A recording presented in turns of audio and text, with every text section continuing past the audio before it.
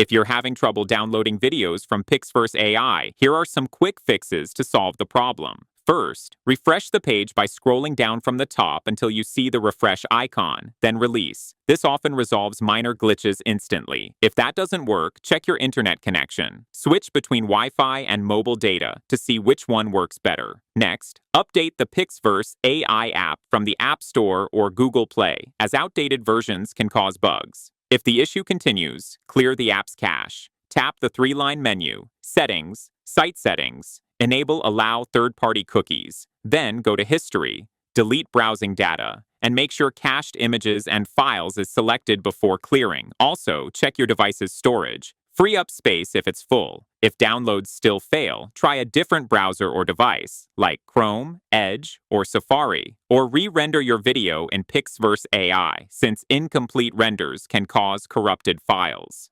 Finally, if none of these steps work, contact PixVerse AI support through the Help Center for assistance. By refreshing, updating, clearing cache, and checking storage, most download issues can be fixed quickly.